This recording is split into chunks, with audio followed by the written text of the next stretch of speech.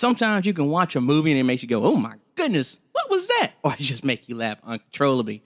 Today, we're talking about those movies on True Comedy. Oop.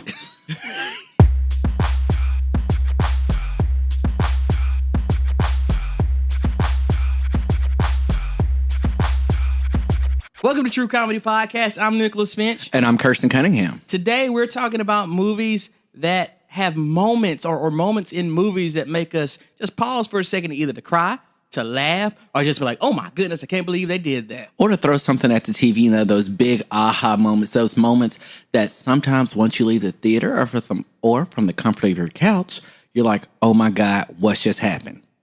Yes, and we didn't come up with this on our own. Finally, a fan-suggested topic we want to give a shout-out We have a fan? We have a fan. And we didn't have to, plug it up and then this is a real person? No, this is not a box fan or a ceiling fan. This is an actual human fan. Is it a Big Daddy fan? It is a Big Daddy fan. Alan Pilkington, my little, we appreciate you. Shout out, Alan. This one is for you. This one is for you. So we're talking about movies that made us go, or moments in movies that made us go, oh my God. So I was trying to figure out a good place to start. Mm-hmm. So I'm going to start with a rant. Okay, but you'll get it. Do I need to strap in? Yeah. Okay. Remember, keep it family friendly. I got you. It ain't going to be a bad rant. So do you remember promotional material for the movie Scream 2?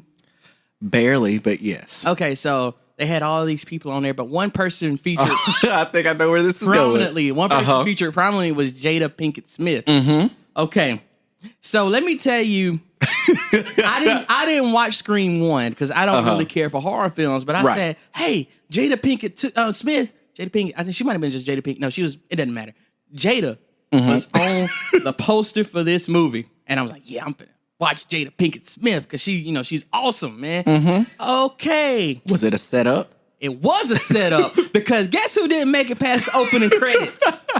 Jada Pinkett Smith. And I was so mad. Oh, it was like, she got stabbed in a theater.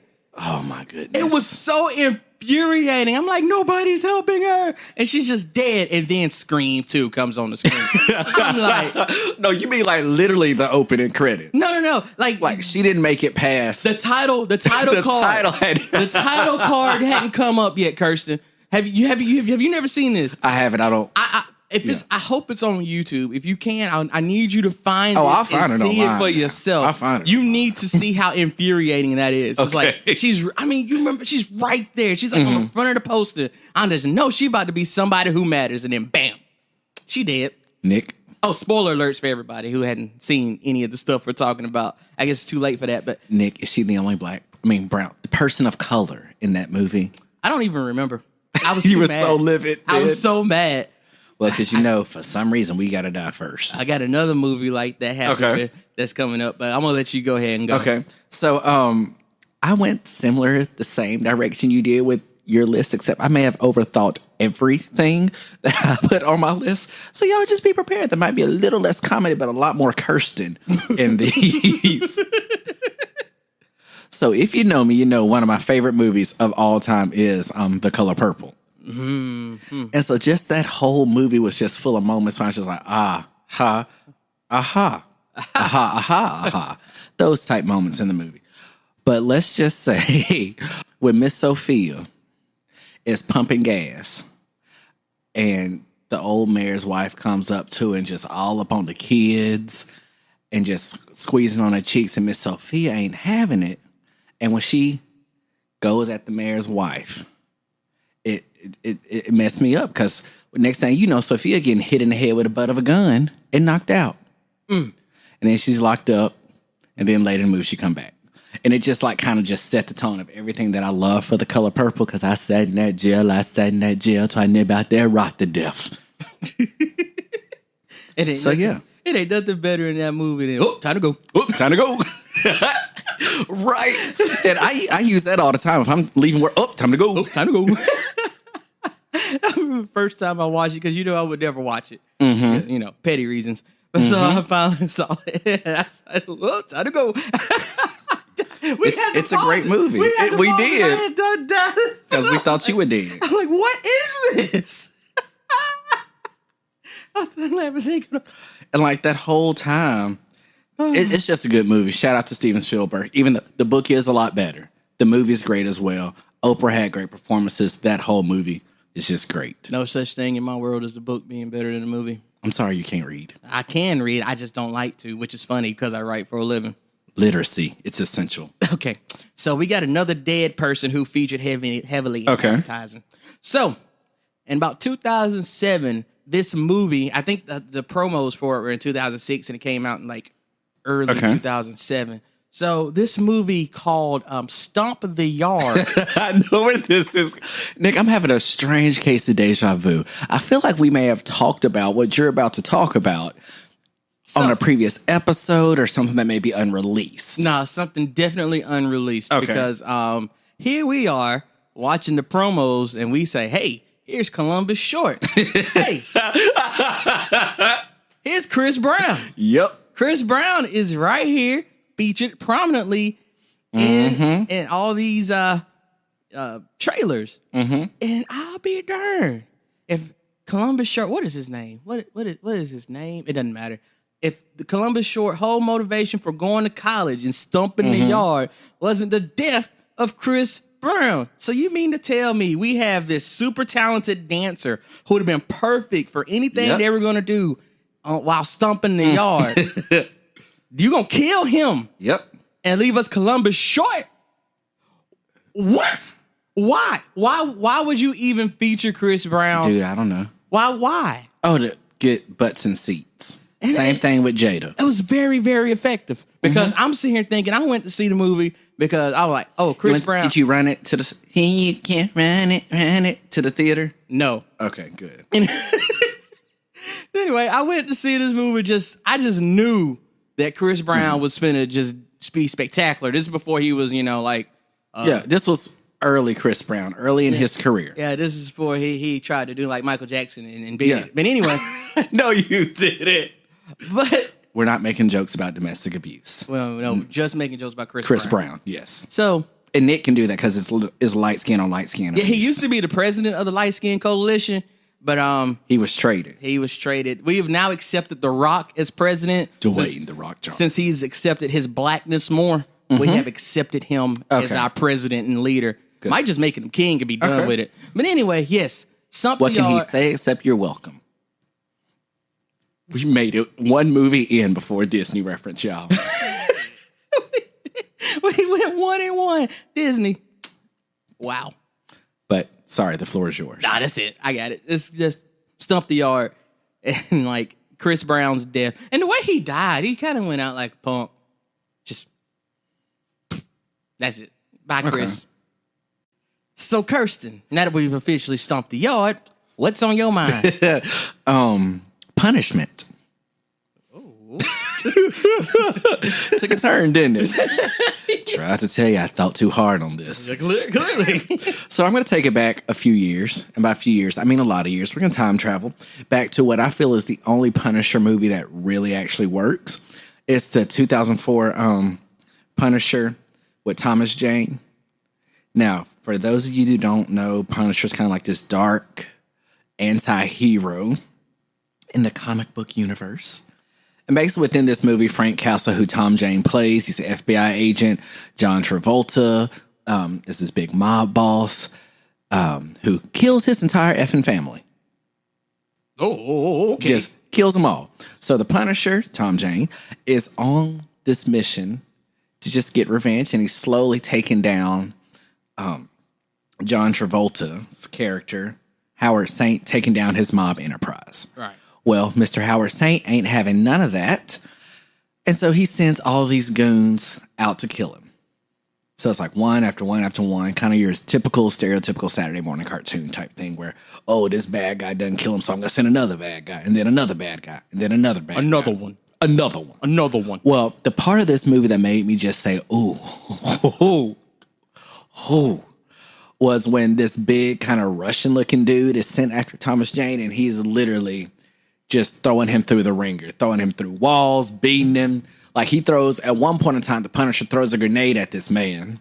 The man throws it back at him, and it explodes, and Tom Jane, the only way he survives is jumping into a bathtub, and it falls through the floor. Then the big old Russian guy comes through, pulls him up through the floor, and just starts waylaying him, okay?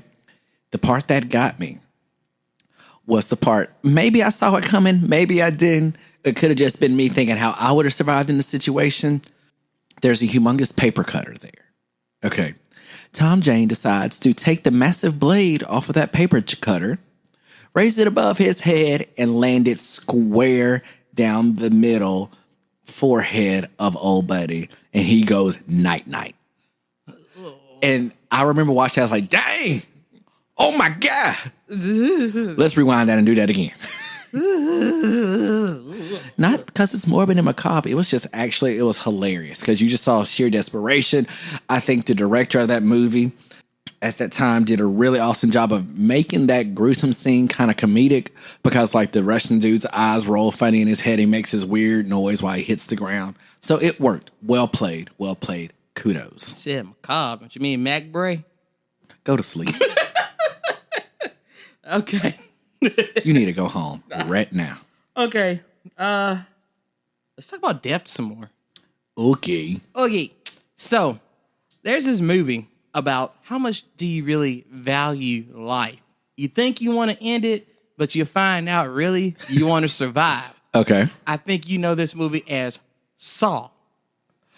Yep, I've never seen it. Oh, you've never seen Saw? I refuse. I don't like horror movies. I know that's really weird, me being true comedy. I know the idea. So I'm the only one of us who has seen Saw. So I see Saw. You hadn't seen Saw?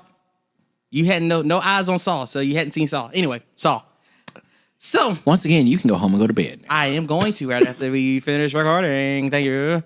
Anyway, what was that? What was that? I don't know. We're gonna blame it on sleep deprivation. Oh yeah. So Saw. Okay. So SAW. I don't know. Okay. I don't want to spoil it for you. Want to play a game? I'm not gonna watch the movie. Go ahead and tell me. So the final dude is about to leave the room, or he thinks he has figured out the puzzle. So the entire time from when the movie starts till it ends, there's this guy who's supposed to be dead on the floor. And so we get to the movie, and we get through the final scene. Dude thinks he's about to escape the room, but then the supposed dead guy gets off the floor. Make me so mad. And he walks out, and that's Jigsaw. It was what? Jigsaw was in the room the entire time. Okay, so I'm sitting here thinking the person on the TV, I've never seen the movie, but I understand the premise. Yeah. Oh my goodness. So you know the puppet thing, that's just recording. That was all recorded. Oh my goodness. Jigsaw was in the room with the two dudes the entire time. And he gets up off that floor. I bet you lost it. What? What? Oh. What? I bet all the people of color in the theater were watching that just were loud and commentating because that's what I would do as a person of color. No, man. No, I want my money back. You seen that? He was in there the whole time? No. He didn't see him breathing or nothing. No. He wasn't dead. No, see, he was smarter than that. You know how you had those there's real drugs out there that make it look like you dead. Mm-hmm.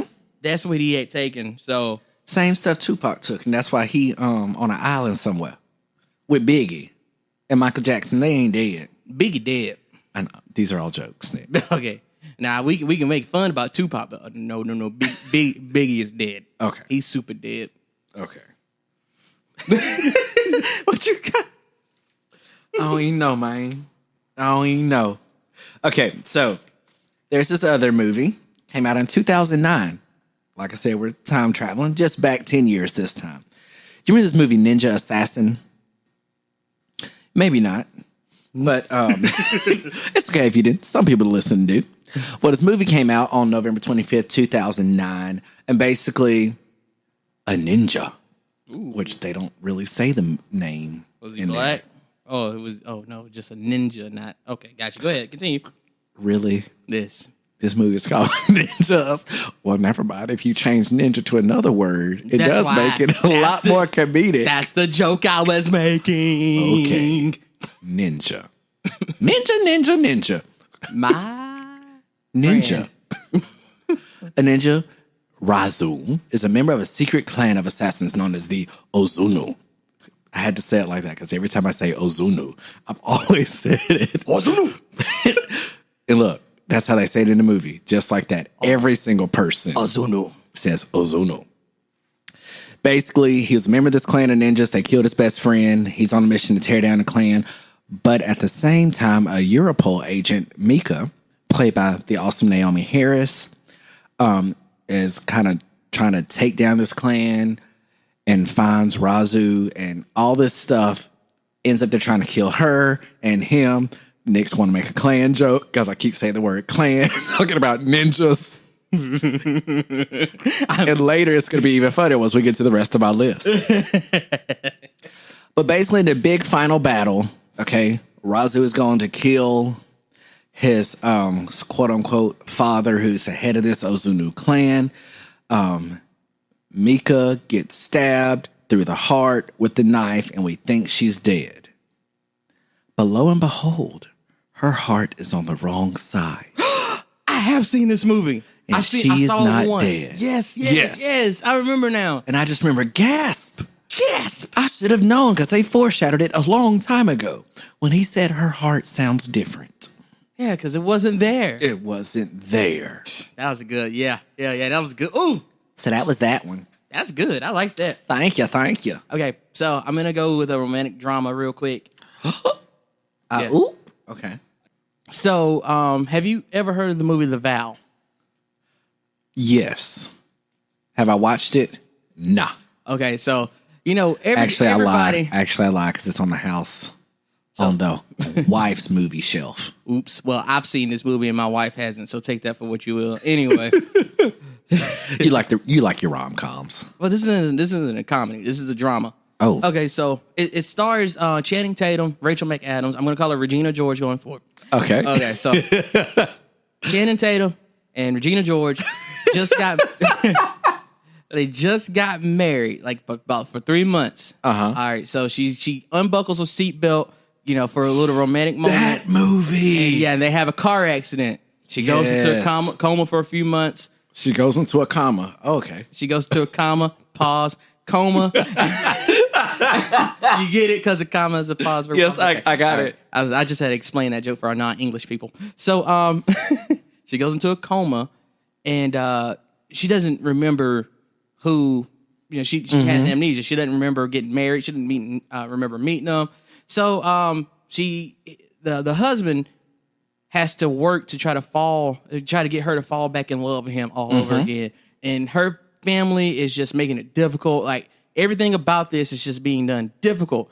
Now, in the movie, there comes a moment where, and this is where it breaks my heart, because they do end up getting back together, but it's not the same relationship. I mean, you're literally trying to make somebody fall in love with you all over again. And there's a point in the movie that made me go, this is based on a true story, where she files for divorce. Oh.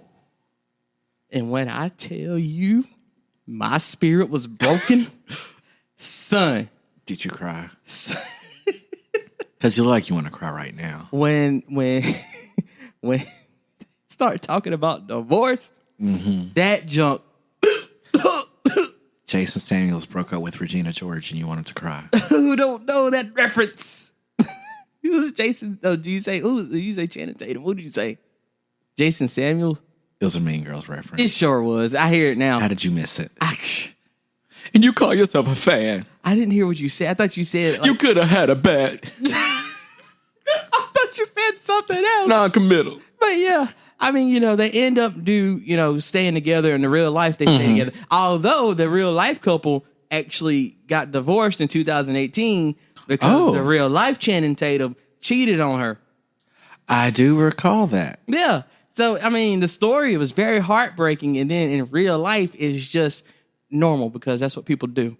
But the movie, that got me. It got you. It got me. And that was my oh my God in a romantic drama, because I knew nothing about the story. I was like, okay, you know how these romantic movies go. Everybody ends up happily ever after. Yeah. But not this one. Nah, they broke up. She got back with her ex. Man, listen, I'm talking about the parents were out of her life. She ended up getting back with the ex because he weaseled his way back in. Now, she eventually left him and got back. I don't know. I don't remember in the movie if they actually got back together or not because I hadn't seen it in years. I promised myself I'd never watch it again. But kind of like me with Precious. That was a one-time thing. That's a one-time thing, and I never watched again. 12 Years a Slave as well. I'll never watch that movie we again. watched that together. We had to. Yeah, we had to put breaks in on that. That was. I will never, ever, never, ever, never, ever, never, ever, ever, ever, ever watch that movie. Okay, sorry. I couldn't make that rhyme. It's okay. You tried. Yeah, I tried. E for effort. But you got the vowel.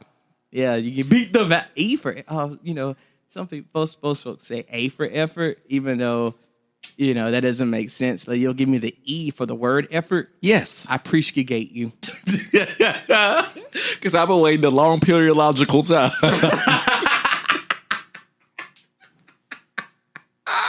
All right, I'm going to head out. So, Nick. Yeah. Speaking of aha moments. Aha. And the reason this ain't on my number one is because, yes, it's a great moment of cinema. And yes, for most people, it is their number one. For me, not so much. In 1980, there's this little-known movie, I'm not sure, have you heard of it, called The Empire Strikes Back? Oh, yeah, go ahead. Was this one on your list? No, it wasn't. But I thought about it. Okay. Well, the whole Luke, I am your father. When Darth Vader... That's actually not how the saying goes. Dude, I know that, okay? Okay, thank you. Let me alone. Thank you. Okay, go ahead. I'm a huge Star Wars fan. Here's the twist. Skywalker's delivered a blow after making a pretty huge discovery that the villain is his father. Cue shock and awe in James Earl Jones' voice. No! So basically when it's revealed that Darth Vader is Luke Skywalker's How would you feel if somebody told you your father was dead and the dude who just cut your hand off was Is your daddy? Hey, actually, Luke, this is kind of funny. I know I just cut your hand off, and it was your pimp hand, and you have to keep that strong. But it turns out I'm actually your dad. You're not getting a Father's Day card. Who knew? Who knew? I mean, Dad, you knew the whole time. Yeah, and so did Obi-Wan. Did he tell you? I didn't think so. Did the little robot on the wheels ask, squeak, squeak, squeak, squeak, squeak? Did he squeak that to me, R2-D2? Yeah, did Yoda tell you? He knew too. Did he say anything? What about the real Copper Man over there? I know, look. I'll give it to Chewie. We're still working on that whole dialogue thing right now. But somebody could have told me. Somebody. Anybody. Help! Yes, that's where I was going with that. Couldn't pass a Lion King reference, could we? Yep, that's two, I think. Any more that mouse is going to owe us? Or we're going to owe that mouse? Oh, that's okay. We got a couple of mouse properties on my list that we got to get to. Well, now, being that Disney owns everything, by the time we get done with this podcast, movies that maybe didn't the mouse own probably will by the end of the show. That's funny. Because it's true. All right. What do you have for me next? Okay. Are you about to get hated on? Oh, gosh. Okay, I'm going to go here. I'm really going to go here and just get it out of the way. Okay, so back when you could still rent, like, movies at this movie place. Like Movie Gallery, movie Blockbuster. Rental. Okay, the one in my hometown was called Video Village. Oh, Video. Did it have a tanning salon in the back, too, for all the fair-skinned people? No. Okay. So,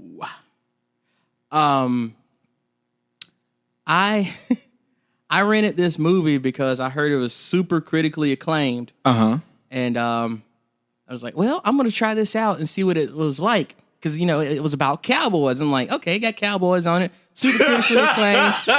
Oh, Lord. Super critically acclaimed. So I'm ready to know where this is going. This is before the internet. You just hear about it on TV. Like, I just heard about it. So I rented the movie. Oh, Lord. And I went home and watched it. Oh, Lord, I know where this is going. And I'm just watching it. Tom, you watched the whole movie? I didn't watch the whole movie. I'm going to get to the part where I cut it off. I'm like, this is not what I thought it.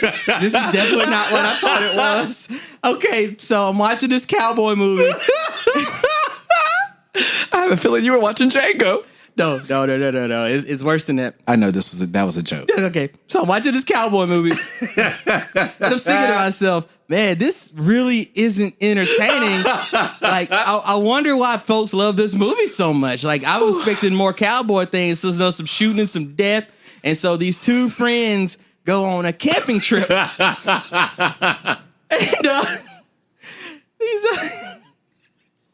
these two friends, Nick, These two friends. Tom, hold on. Before you get into this. Okay. Before you continue. Nick. Yes. This movie came out in the 2000s-ish. The latest 2000s. Okay, but So you had the internet in your hand? No. You could have read the back of a case? No. You continue your story. The two friends went camping. Listen, Cowboys camping. Dial-up internet wasn't that good. It's okay. Continue. Cowboys and camping. Okay, so the Cowboys go camping, and I bet you they took fishing poles. They took a lot of stuff. A tackle box. Yes, and eventually some WD-40 in case stuff got sticky. So eventually, these cowboys decide that they wanted to kiss each other. And that's when my dad walks in. He's like, what in the world are you watching? I was like, Dad, this movie was supposed to be critically acclaimed. I didn't know what I was getting into when I rented Brokeback Mountain. Nick. First off, how we been friends for this long and I've never heard this story? Because I don't like to talk about it. But now you done told God and everybody. told God and everybody. So everybody tell us your experiences watching Brokeback Mountain and at Nicholas Jamal Finch. I had no idea. Idea that was going to happen. How, bro? I hadn't heard. Listen. I was really naive when I was younger. Let's see what year that movie came out. It had been 2005. But I'm telling you, we had dial-up internet for a long time. I didn't have what you would call high-speed internet until I got to college. And then that high-speed internet was still slow. Right. Ooh, oh my God. Right. So I didn't have access to. We're both trying to stall looking for Brokeback Mountain. That's so funny. 2005. 2005. Okay, I can understand that. Never mind. I'm not even sure I rented it on DVD. It came out in 2005. No, you would have rented it on DVD. I don't think they released Brokeback Mountain on VHS. They might have for Video Village. I'm dead serious. So the question is, at Video Village, did they have like a black piece of paper over half of the cover so you couldn't really tell what's going on? No, they do the other movies. I mean, you gotta no. It was in the regular new release section. And they don't have any allusions into what you about to get into. No, because the cover, I'm looking at the cover now. It does look like just any normal Western. Yeah. Okay. Yeah. Okay. Yeah. You say you looking at the cover? Yeah. Let me pull it up real quick because I hadn't looked at Brokeback Mountain anything. Yeah. I could see how that could not be perceived as a love story. Yeah, I had no idea. Like, what does it say on it? Oh, I can't read that. I'm legally blind. Oh, it says right at the bottom, love is a force of nature. Really? Love is an open door. Now love is a force of nature. Okay, but you've seen dudes on the front of a cover plenty of times and be talking about some love and it ain't about each other. True. All right. So, yeah, Brokeback Mountain. Not that anything is wrong with Brokeback Mountain. It just wasn't what you were in the market for that time. No, I was looking for, I don't even know why I know why, because my dad likes Westerns. So I was like, oh, you thought y'all about to have some good father-son bonding. Yeah. Because I was like, let me watch this just in case. I'm glad you pre-screened. I pre-screened it, and he just happened to walk in anyway. Son, what do you watch? I'll never forget it. All right, well, moving right along, because merrily we roll along. Oh, man. So, Nick, other cowboy movies. Cowboy movies? There's more? Oh, yes, I got a cowboy movie. I ain't even And it's really just the whole movie. Every bit of this movie made me say, oh my God. Django Unchained. Like, there is so much that goes on in Django Unchained that a lot of it was just done for shock and awe. Yes, the over 300 uses of a certain word that we're not going to say on this podcast. Or Nissan. ever. Ninja. Ninja. You was so happy when you said Nutella. Any of those words. Nincompoop. Whew. But just Quentin Tarantino did a great job. My all-time favorite character in that movie is Samuel L. Jackson's character, solely because I want to play almost every character Sam Jackson has played. He's freaking hilarious, and it is so funny because Steven is hilarious, especially the end where, spoiler alert, again, Jamie Foxx and Kerry Washington blow up the big house. It's just hilarious. Django, I'm gonna kill you, you black. Insert the rest of that line. It was just hilarious. I laughed throughout the whole time. Beetle. And then, Beetle. Then the raid scene with the bags is hilarious. But there's also some undertones of you're seeing things on film and on camera, the way slaves and things were treated, that you don't really see. It's usually glossed over. And the fact that so many of those things were so historically accurate, the fact that Kerry Washington actually was whipped, things like that just makes you really appreciate that as a great piece of cinema and really appreciate those actors. And I don't know how big my check would have had to be for me to get hit by anybody. Right. Like, for real. Wish I could have been there to help Carrie with that scene. I just wanted to be there for her moral support. Okay. So let's go on to your next one. just everything for spousal support. I'm being a good brother and looking out for you. Okay. My wife knows who she married. I'm going to a funny movie. Okay, good. Going to a funny movie. So, Anchorman. Anchorman has a lot of funny moments. It does. Has a lot of quotables. Somebody, Brick throws a trident. Oh, that escalated quickly. I mean, that really got out of hand fast. But there's one moment. And I have a confession when you're done. What's that? I used to hate Will Ferrell movies. Ooh. It's just because I was young and dumb and didn't understand it. But I understand now. Yeah, you get it now. I watch Anchorman. I have Anchorman 1 and 2 on Divda. So the one moment that really I did not see coming because, nobody warned me that this was going to happen is when the dog Baxter yes, gets punted off the bridge. He punted Baxter. I'm like, oh my God, he just kicked a dog off the bridge. Oh, I bet Peter had so many issues with it, and it only got worse. It only got worse. And then Baxter comes back and he talks to the bear. Like, that wasn't as bad as when the visual of that stuffed animal getting kicked off that bridge. I'm like, what just happened? Oh my God. It was just so over the top. All right, so Nick, my next part, these movies are near and dear to my heart, just like the books are. So we're going to go ahead and hit, for the first time on my list, the Harry Potter franchise. So, this moment made me cry. Real tears in the theater. I know what you're talking about. And I don't know why. Go ahead. When Snape dies. Oh. And I know you weren't expecting me to go there, but when Snape dies, I legit cried in Deathly Hallows Part 2. You read all these books, you're supposed to hate Snape throughout this whole entire series. And it's just kind of done by design, but in the book, it just makes you kind of appreciate his character, and you slowly figure out why he was so, I hate you. Like this, I'm just a meanie old big old potions professor. But then you slowly realize that Snape used to be in love with Harry's mom, and so everything he's done is out of love. He's been this double agent this entire time. And when old Voldemort decides to kill him so he can have control over the Elder Wand, Harry gets his tears, which are his last memories, and just dives in and just sees why everything was the way it was. And that kind of shook me to my core for a minute. So yeah, it was a moment.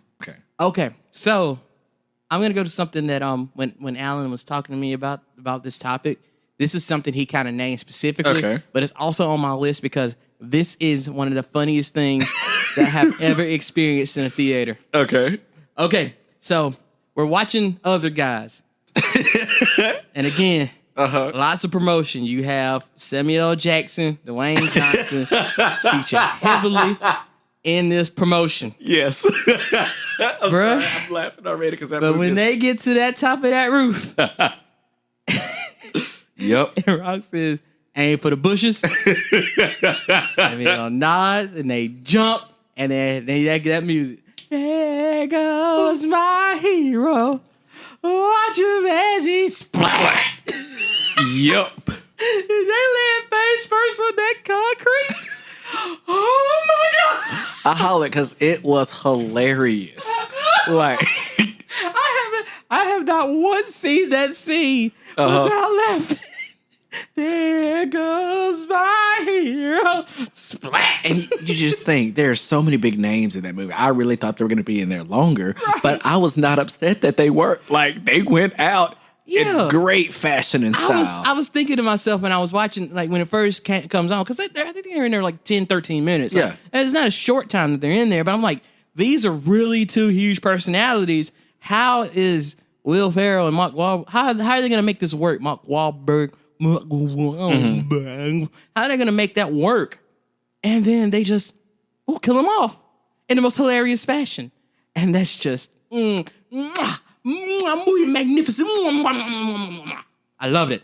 And I cannot stop laughing at it every time I see it. Okay. It's hilarious. Well, my next one is not so funny. Oh, no. And I think we all may have watched this movie as like one of our family movie nights together. But in 2014, a movie by the name of Gone Girl came out. Do you remember this movie? We didn't watch that together. Okay. Well, basically, a young lady by the name of Amy goes missing, and her husband, Nick, is basically the prime suspect. Okay. Nick's played by Ben Affleck, right? Let me just point out to you. It's really close to home. Go ahead. This movie, this man might have been the dumbest person. Like, he does everything wrong you shouldn't do if you're suspected of a crime. Okay? He shows up. He does your normal television appearances, but, like, he smiles funny. He brings all the volunteers like baked goods. He just seems so dumb and aloof to realize he is the prime suspect throughout the entire thing. He goes on a show with a hard-hitting news anchor lady that's similar to Nancy Grace. And I'm not sure many people could deal with Nancy Grace badgering them for an hour. And so this guy fails epically. Oh, he was on Grant C. Nace. Yeah, Grant C. Nace. You see everything this young lady goes through. And then you find out about a third way through the movie that, oh boy, didn't kill or murder his wife. His wife has been plotting this entire time to make it look like she's been murdered by him. It's the plot. Like, apparently what happened was, oh boy cheated and had a marital discretion. And she just decides to go all psycho. Instead of handling it like a normal person, she decides to make it look like she's been murdered. I mean, she plots for weeks. She writes journal entry after journal entry, basically saying how he doesn't love her, how he's been hitting her, all this crazy stuff. Then she runs away and ends up shacking up with a stalker, in a sense, an ex-boyfriend, who's played actually really well by Neil Patrick Harris. He's good at playing. Good. He's good at acting. He's a great actor. Yeah. Great actor. Go ahead, continue. Mm-hmm.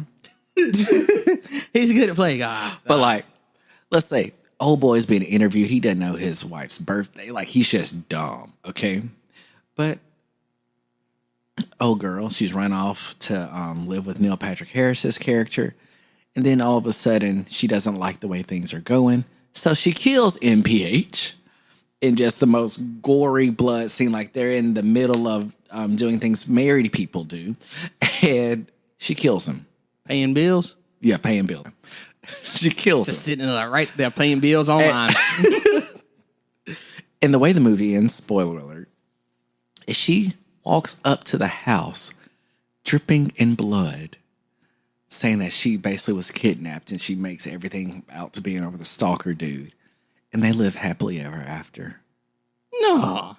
How in the world could you, knowing that she's framed you, live with that? Go on, get out my house, girl. Go on, girl, get and leave. Like, that was crazy. And then I'm going to move on. I'm going to say this real quick, because I just don't like the insinuation of a Nick cheating on his wife. Well, this was an N-I-C-K, not an N-I-C-H. That's right, and don't forget it. So, I'm going to go to M. Night Shyamalan. the maker of Twist. Okay. So, Bruce Willis, right? Mm-hmm. I think he might be a detective in this movie. Which one are we talking about? Unbreakable, Glass, or? Oh yeah, that's Split. right. He's been in multiple Shyamalan movies. This is before all of them. This is what made M. Night. Screw it. I was going to be funny. The Sixth Sense. Okay. So he's in the movie Sixth Sense. You know, he's just talking with everybody. Nobody's ever really responding. And this little creepy kid looks at him and like, you know, I see dead people. Okay. So it gets really crazy. It's like, I was like, why is his wife ignoring him? That felt too real. That feels realer in 2019 than in 1996. Because, you know, I was just a young boy then. Anyway, so his wife was ignoring him every time he's talking to him. And so it turns out, if you've never seen this movie, I don't know how. Because I haven't. If you've never seen The Sixth Sense, so you don't know why his wife wasn't talking to him? I know why, but. He was dead. Yeah. Like. Dead. What? Uh-huh. He's seeing. We should have. Okay. So the kid was like, saying, I see dead people talking to him because he sees him. We should have known. We should have known he was dead.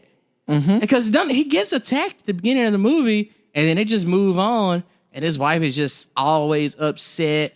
Ain't nobody talking to him. Kids talking about he see dead people, and then all of a sudden he's like, yeah, you're actually dead, bro. And I'm like, my 7-year-old mind can't handle this. Mind blown. See, Nick, we were young. I wasn't allowed to watch stuff like that. I was a kid. I was a child. Well, I mean, that's why. You gotta watch it at some point. I think it came out in 96. I know it was young. No, it might have been 98. Either way, I was still young. It was in the 90s. Nick, I couldn't handle the X-Files, okay? What makes you think I can handle the Sixth Sense? That's a solid point. I think I watched a lot of movies I wasn't supposed to by the time I was 10. Like, bruh, I still had PTSD. If I hear I hear it in my head right now. If I hear the X-Files theme song, I'm sleeping with every light on in the house. Okay. Wow. Okay. Meanwhile, I'm over here watching Don't Be a Menace to South Central while drinking your juice in the hood. I'm glad you got that full title right. Good job. Kudos. Thank y'all. So moving right along, even though I didn't watch horror movies, now let's talk about one of the new horror movies that is one of my favorites. Oh, Mr. Jordan Peele, okay? He took a venture from comedy and doing everything he does.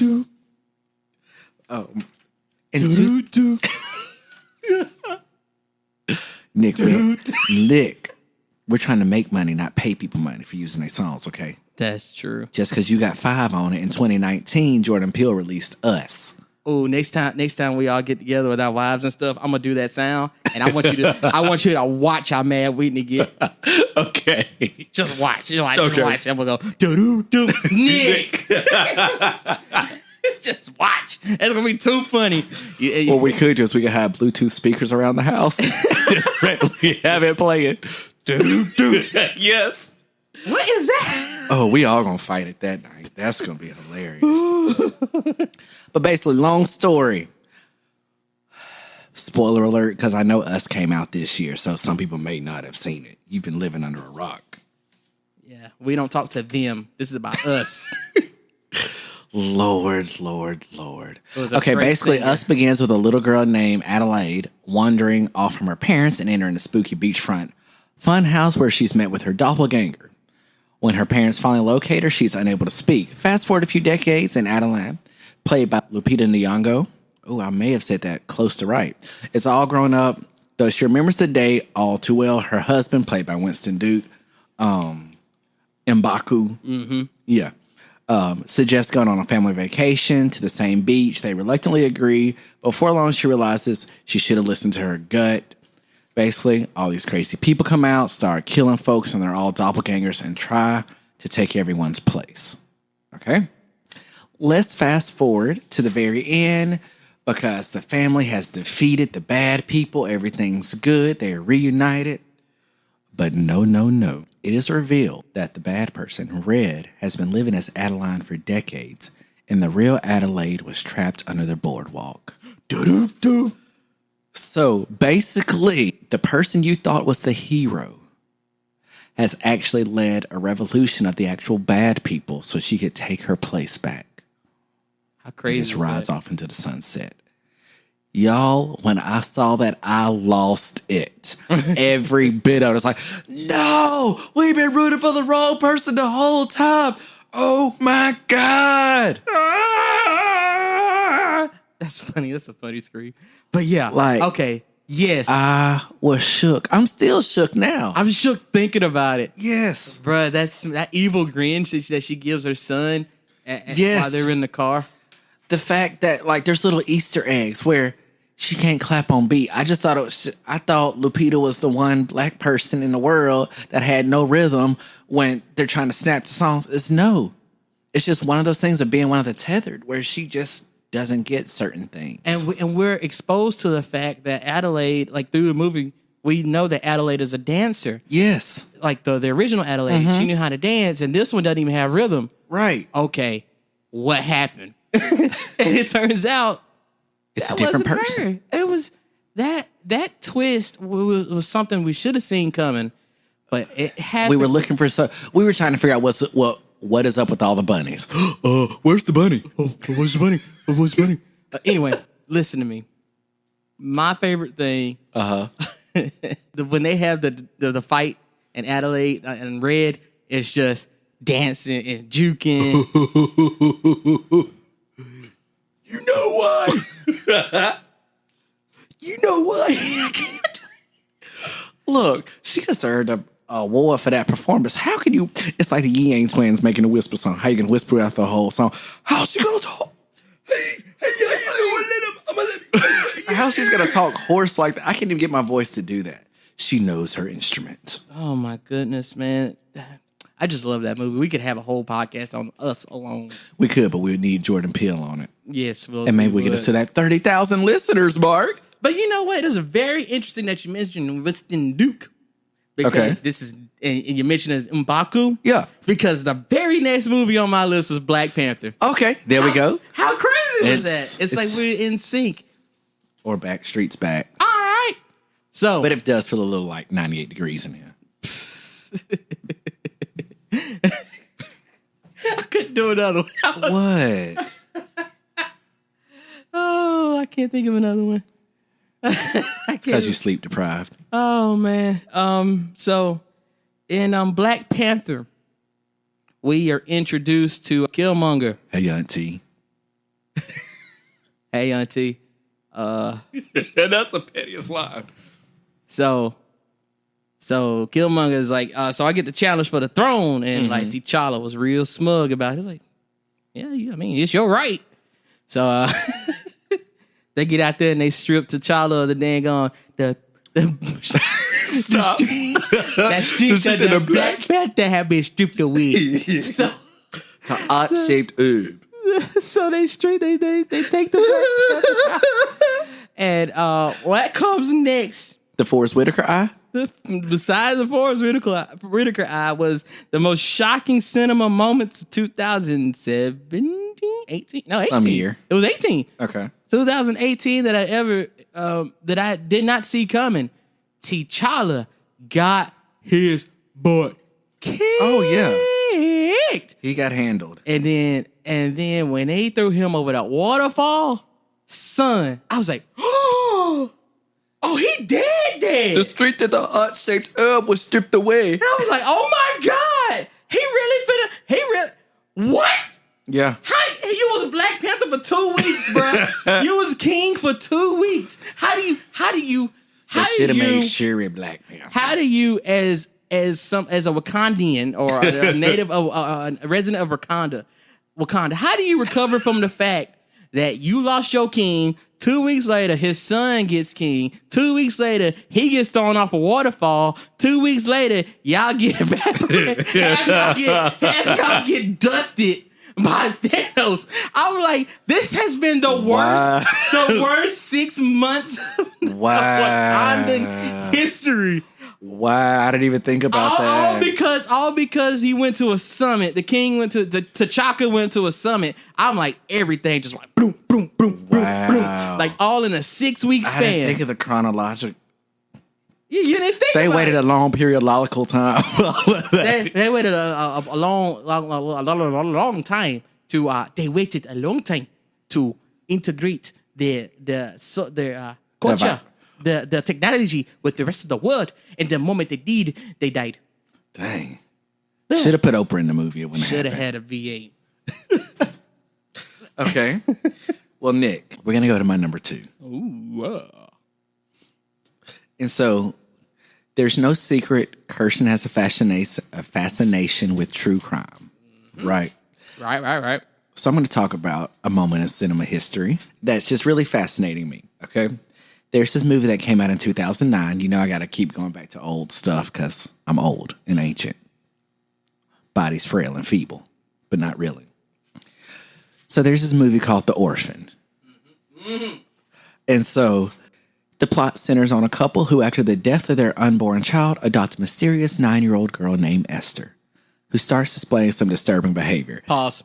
They should have known at the name. Right. Continue. Esther. Now, let's think, okay? You've seen all these horror movies, right? Right. And the one thing that happens if with the mysterious child anyway is A, the child's possessed. Right.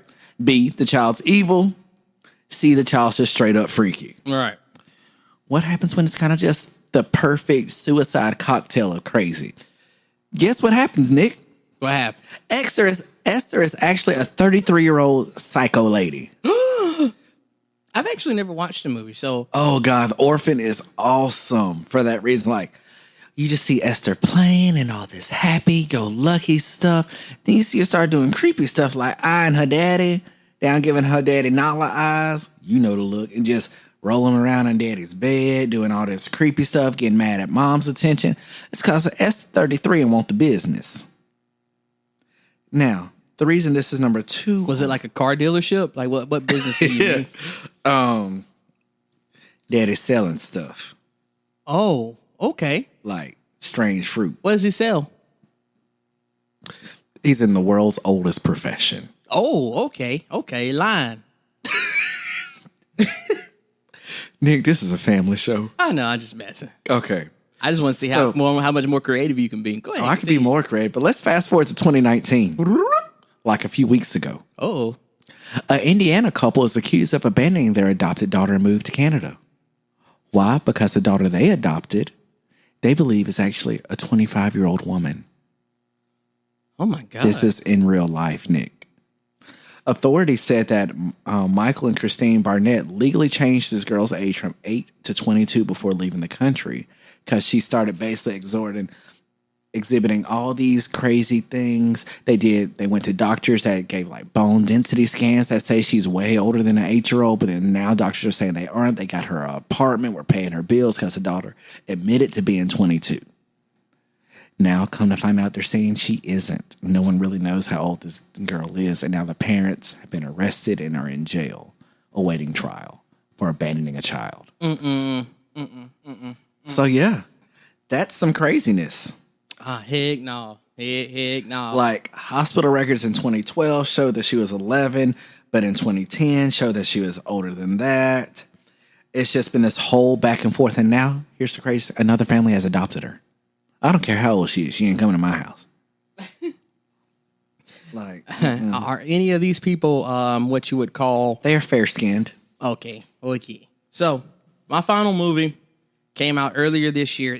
I'm going to tell you, this is how long this year has been when I tell you that it's Endgame. Endgame came out this year. That came out this year? Yes. That's how long of a year it's been. Shoot, that feels like it was 17 years ago. It was just 7 months ago. Like, it's been that long. Oof. Like, it's been that long of a year. So, Endgame, I went into that thing blind. Uh-huh. So I had no idea what was about to happen. Mm-hmm. We get to when they all go back in time, and things start happening. I wasn't. How did this not make my list? Well, I mean, because it's so many different things that make you go, "Oh my God!"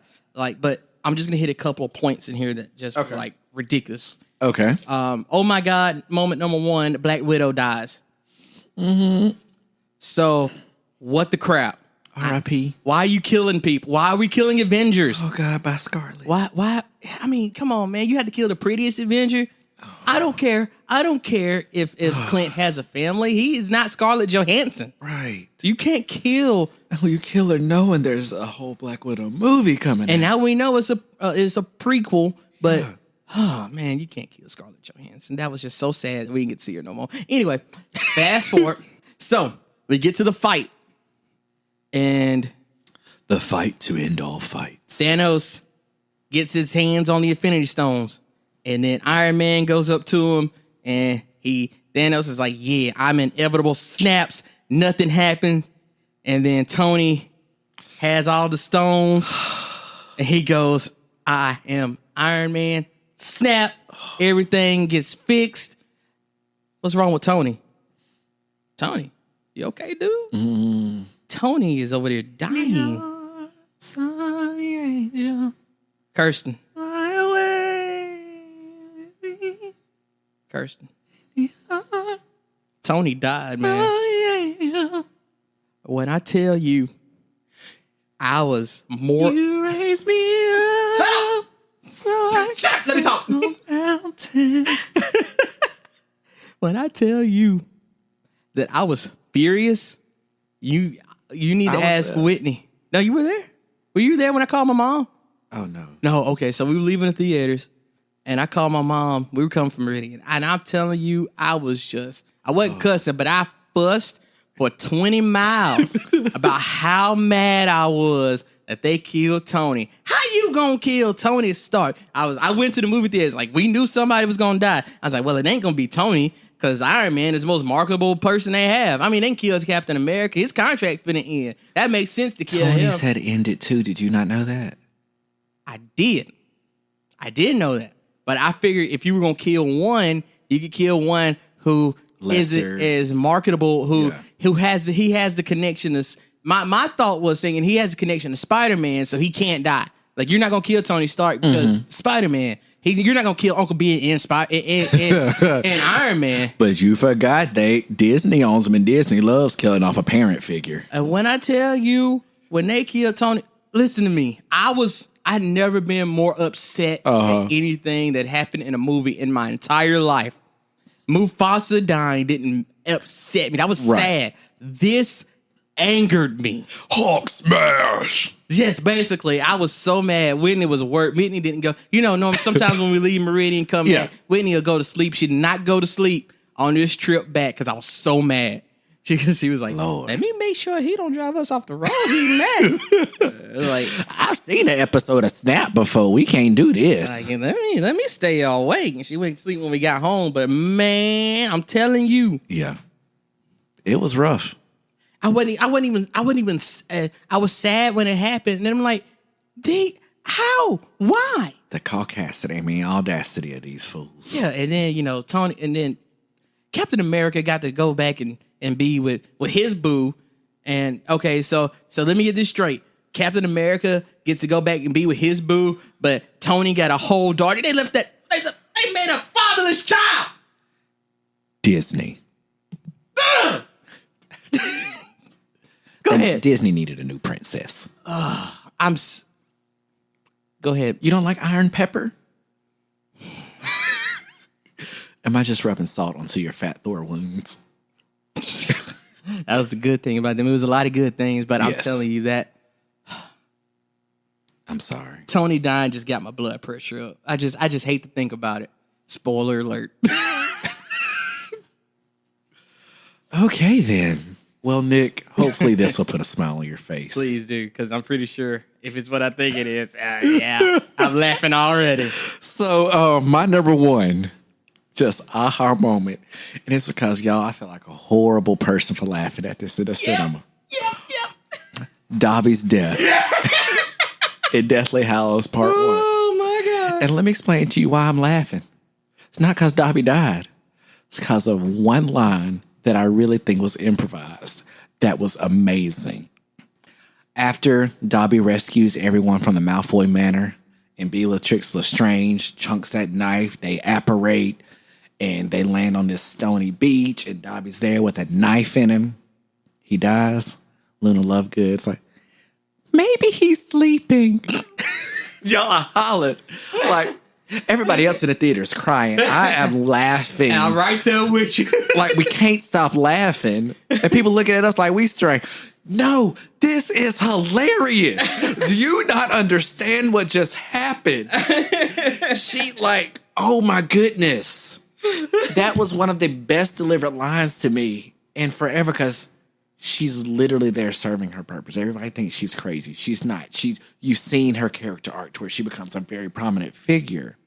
Then the only way to say this is for her to go back to her original. It's like, maybe he's sleeping. And I lost it. Okay, hey, And I lost it. Hey, you know what makes that scene better? What? When they close his eyes. Yes. And then they get real melodramatic and they go by hand dig a grave because they want to pay homage to him and didn't use any magic. Then here lies Dobby, a free elf. But still, y'all got to know that's funny. If you haven't seen it, just go watch just those last 10 minutes right there. It is hilarious. And it prepares you because you know everything else from that point forward in all these movies is going to be super, super dark. Yeah, super, super serious. Yes. You know what's upsetting just about those last two movies? It's just like, where were the adults to help them? It was those three on the run, and then finally Ron just like, I had enough of this. Ron Weasley, Dumbledore, and he just goes up by himself. I'm like, who? Why is nobody helping them? They were, but they weren't, which is what was crazy to me. Because one of my favorite lines in all those movies was Mrs. Weasley fighting some of the Death Eaters, like, get away from my daughter, you female wolf or dog. Like, that's my favorite line out of all those movies. It's hilarious. I feel so bad for those kids. But let's go on and wrap this thing on up and get up out of here right there and on there. Nick, this has been kind of fun. It has been fun. Alan, good job. Good job, sir. Thank you so much, Alan. Did you have any honorable mentions? Because I didn't really. Oh, I just had one. I was going to do it from the sci-fi movie. Okay. Like, the problem I have with sci-fi, and when I first started this, I could have gone like 10,000 sci-fis. Mm-hmm. Like, all those movies, they always try to end you with something to be like, oh, wow. Like, that's their thing. Yeah. And so mine just comes from one that I've seen like maybe once in my entire life. But it stuck with me. It's the very last scene in Invasion of the Body Snatchers. Okay. And basically what it is, obviously, aliens come to Earth and they're just like snatching bodies. No, creating doppelgangers, for humans, and they kind of have like this unique screen. Okay. So anyway, it gets down to where the main character, I can't even remember his name. The main character fights off, and we think that he defeats the aliens. Mm-hmm. So old girl who is the last human on Earth, basically, sees him walking down the road. He ain't saying nothing. Old girl sees him down the road and she calls his name. God, I can't remember his name. And he stops and he points and he starts that scream that the aliens do. And she freaks out because she knows, like, my boy who's been doing all the fighting, he is now an alien. And then the movie ends and it's over. And I'm like, yep. The humans lost?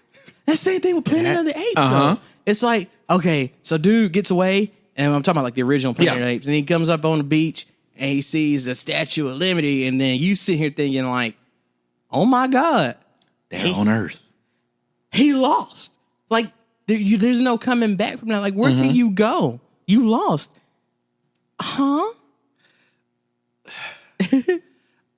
My two are probably things you've never seen. Two honorable mentions. Try me. I've seen a lot more movies than you realize. You don't like Batman. That don't mean I ain't seen it. Okay, Christopher Nolan series, with the second one, Dark Knight, with old Mr. Heath Ledger, R.I.P., playing the Joker. The oh my God moment, which we should have all saw coming when Batman inadvertently saves Harvey Dent instead of Rachel. We should have just saw that coming, but I still wasn't mentally prepared for it. Nor was I mentally prepared for the transition from Harvey Dent into Two-Face. It just was it was done really well to me. I do have to applaud that. You know what really sucked is that not only did he not save Rachel, the way that he saved Harvey Dent drove him insane. Yes. So he really didn't save Harvey Dent either. Right. He didn't save anybody. Right. So, yeah. Oh, that one gets me too. But it got us Anne Hathaway as Catwoman in the third one. It did, and that worked. Oh, yeah, it worked. It worked. It worked. All right, moving right along. But yeah, that's all I got. And with that, let's wrap this on up. Folks, you got to follow us on all our social media. Facebook page, True Comedy Podcast. Yep. Twitter, podcast _true. Get us some likes, tweet us. And Instagram. Let's pull that up. I had one job. It's okay. I didn't know it either.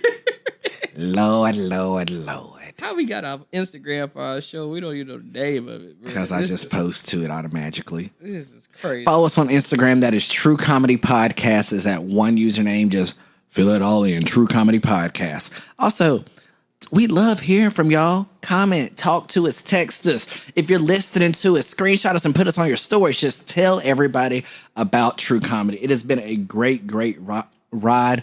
Love for y'all to check us out on our website, which is truecomedypod.com. You can find everything True Comedy. You can leave us messages.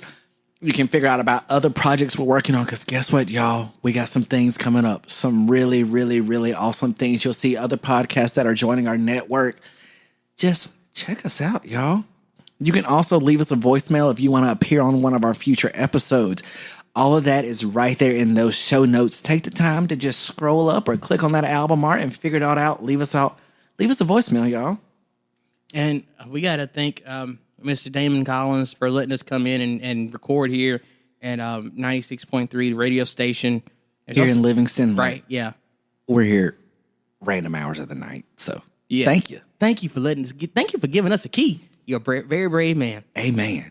But Nick, how can people link up with you and tell you how great you are? Listen, you can find me, Nicholas J. Finch, Facebook, VNJF on Instagram and Twitter. I'm super consistent.